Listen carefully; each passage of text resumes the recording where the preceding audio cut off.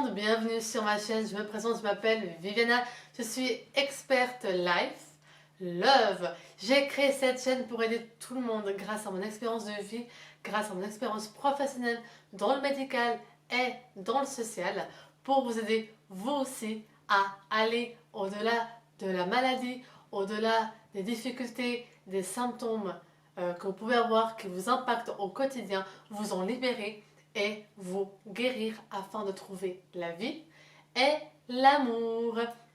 Aujourd'hui, je voudrais parler d'un sujet qui me tient à cœur. Dernièrement, j'ai eu un commentaire sur ma vidéo sur le pacemaker. Et je dois vous dire que ça m'a beaucoup touchée. Parce que cette personne a en effet réagi à ma vidéo en disant qu'elle admirait tout ce positivisme que je fais autour du pacemaker, que je fais autour de ma vie. Mais il faut savoir que c'est ça que je veux dire. Il faut savoir que si aujourd'hui je suis capable d'être très positive, d'être dans l'acceptation, d'être dans l'affirmation de mon corps, j'ai fait exprès en fait de mettre cet avis-là pour faire cette vidéo. Pourquoi? Parce que ce qu'elle m'a mis comme commentaire m'a beaucoup touchée. Elle a en effet eu un pacemaker et elle le cache en fait à ses proches. Vous voyez, j'ai encore bien d'émotion parce que je me suis dit, mais comment on peut arriver à un stade de mal-être et par rapport à l'environnement?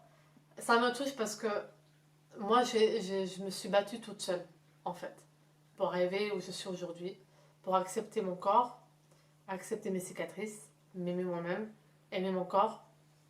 Mais ça n'a pas été facile. Et ça me touche aussi quand je fais cette vidéo parce que ça me confirme que j'ai bien fait de créer cette chaîne YouTube et que je vois en fait l'impact que mes vidéos ont sur les personnes. Et j'ai beaucoup de gratitude en fait, dans les réactions des personnes. Et c'est pour ça qu'aujourd'hui j'aimerais vous dire que je suis passée par des stades par rapport au pacemaker qui n'ont pas été tout joli. Mais vraiment, si... Parce qu'en fait, j'aide des personnes à mon cabinet, physiquement, hein. Et c'est pour ça en fait que j'ai mis aussi en place, grâce à la chaîne YouTube, pour que je puisse aider les personnes dans une grande échelle. Et si vous voulez vraiment, parce que, ça m'a beaucoup... si vous voulez vraiment aller au-delà de cette image que vous avez de ce corps étranger qui est là, hein, un joli petit boîtier, et en plus pour moi c'est mon 3e pacemaker, il faut vraiment que vous vous entourez de personnes qui en fait comprennent ce qui se passe. Alors, les émotions, on va en venir. Les émotions et le regard de soi, c'est des phases qui sont normales. Mais attention, il ne faut pas avoir honte, en fait. Moi, dans mon expérience, j'ai seulement eu honte, cette émotion de honte, lorsque j'avais, au début, dans mes relations, on va dire, amoureuses. J'avais toujours peur du regard de l'homme vis-à-vis de moi. Mais à part ça, au niveau de ma famille, j'ai jamais eu honte en fait de porter un pacemaker parce qu'en fait, je sais que sans pacemaker, je ne vivrais pas. Donc en fait, dans mon cerveau, j'ai de suite en fait, au niveau familial, mis un mindset du style, j'ai pas le choix. Et les circonstances dont j'ai eu le pacemaker m'ont aussi poussé à me dire que je n'avais pas le choix. J'étais allée faire un électro... j'étais allée faire un cathétrisme qui a mal tourné. Et en fait, en 2 heures de temps, donc j'ai pas eu le temps de préparer mon corps, En 2 heures de temps, on m'a annoncé, ça y est, votre cœur ne peut plus battre tout seul, on doit vous mettre un pacemaker. Et du coup, j'ai pas eu le temps de digérer, de faire le deuil, quoi. J'étais là en mode, oh. Et j'ai dit, mais pourquoi un pacemaker? Enfin, je savais que j'allais avoir une boîte, enfin, et oui, je peux toucher, enfin, pas de problème. Mais au début, c'était très difficile en fait. Je me suis voulu à moi-même. J'avais pas honte par rapport aux autres, mais j'avais la haine contre moi. J'avais la haine de me dire, mais comment en fait mon corps n'est pas capable de. Enfin, comment je suis arrivée à ça, quoi. Et j'avais beaucoup de peine en fait d'accepter le corps étranger. Et en même moment, j'étais en train de faire des études dans le médical. Et en fait, j'ai vu comme quoi, si je rejetais euh, le corps étranger, ben en fait, mon corps pouvait en fait rejeter. Et c'est ce qui s'est passé. Alors, mon corps n'a pas rejeté, heureusement, je touche du bois, mais la zone où le pacemaker a été implanté, donc juste là, j'avais en fait ma peau qui a commencé à ne plus cicatriser, à s'ouvrir, vraiment la peau qui s'ouvrait du jour au lendemain. Alors que bah, la cicatrice était cicatrisée, etc. Mais du jour au lendemain, en fait, mon corps a commencé à manifester des signes de rejet, parce qu'en fait, je rejetais ça. Et c'est là que grâce à ma psychologue, et je souhaite à tout le monde d'avoir un suivi comme j'ai eu, parce que c'est aussi beaucoup grâce à elle, que j'ai commencé en fait, et aussi au niveau intuitif, parce que j'ai toujours été connectée à moi-même, j'ai commencé à me dire, ok, c'est grâce au pacemaker que je suis en vie, du coup je peux pas le rejeter, parce qu'après c'est fini quoi. Et c'est là en fait peu à peu j'ai réussi à guérir. La cicatrice s'est cicatrisée, enfin l'ouverture s'est cicatrisée. Après j'ai eu des petits boutons qui s'exprimaient.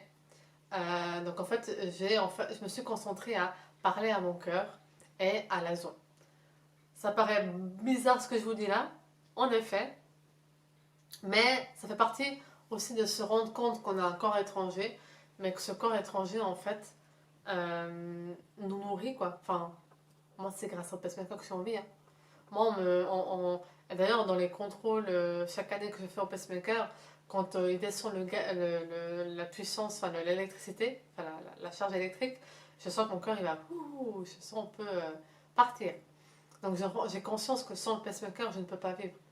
Et en fait, de là, une fois qu'on est mentalisé que sans le pacemaker, on ne peut pas vivre, tout le côté euh, émotionnel qu'il y a autour, euh, il faut, comment je peux vous dire ça? Si vous êtes bien avec vous-même, si vous vous acceptez tel que vous êtes, arrivé à un moment, le regard des autres ne valent plus rien.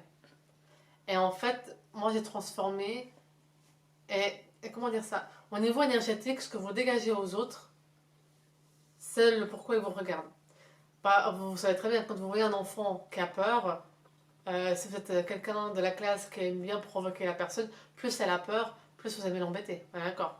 Plus la personne se montre sûre d'elle, se montre forte, plus vous êtes là en train de l'admirer. Voilà.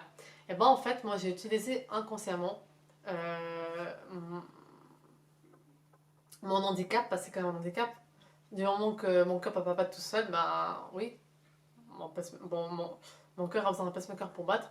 Donc moi j'ai utilisé cet handicap-là en force et à me dire mais non en fait je suis une guerrière, je suis là et en fait on a qu'à m'aimer pour ce que je suis parce que de toute façon bah, on peut rien faire quoi. Et peu à peu en fait j'ai commencé aussi à avoir la chance de rencontrer des personnes qui ne m'ont jamais jugé par rapport au pacemaker, jamais. Alors je vous cache pas que des fois ça fait toujours un peu peur, mais ça je vous parlerai plus quand on parlera de l'œuvre, mais comment en fait on amène la maladie ou les prothèses ou des cicatrices par rapport au regard du conjoint ou quand est-ce qu'on parle de la maladie, est-ce que c'est au premier encart, au deuxième ou au troisième ou avant.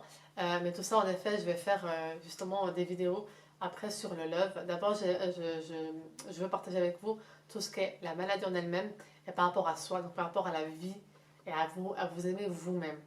Donc le plus important, c'est en effet d'accepter les cicatrices, d'accepter d'avoir un pacemaker. Et comment accepter les cicatrices, là aussi, je vais vous faire une vidéo là-dessus spéciale. Donc retenez bien qu'il faut accepter votre pacemaker et le pourquoi en fait il est là. Et que ce n'est pas une tare, que les émotions pour lesquelles vous êtes en train de passer, c'est normal, mais il ne faut surtout pas cacher ce mal-être en fait. Je vous expliquerai encore plus en détail lorsque je vais faire du coup la vidéo sur les cicatrices. Comment en fait utiliser ça pour justement être un atout de séduction. Et oui, vous avez entendu, un atout de séduction. Et il y a aussi l'autodérision qui est un outil formidable. Au début, je ne pensais pas, mais ça marche. Donc, en tout cas, si vous êtes dans cette situation, vraiment, cliquez sur le lien ci-dessous. Mettez-moi un commentaire ou contactez-moi par email. Je me ferai un plaisir de vous aider. Et vous verrez aussi dans la vidéo des cicatrices, je vais aussi vous donner des liens avec des mini e-books pour justement dépasser tout ça et pouvoir vraiment vivre pleinement votre vie. Et il faut que vous soyez fiers de votre parcours parce que pas beaucoup de gens n'arriveraient où vous êtes arrivé. Et ça, c'est quelque chose que vous devez retenir, c'est que sans ces cicatrices, sans ce Robocop là qui est là, vous ne serez pas qui vous êtes aujourd'hui. Mais ça, rendez-vous dans les prochaines vidéos. Et pour ça, abonnez-vous à cette chaîne, laissez un petit commentaire. Je me ferai un plaisir de vous répondre. Et un petit pouce bleu, comme ça cette vidéo circulera partout. Ciao, ciao!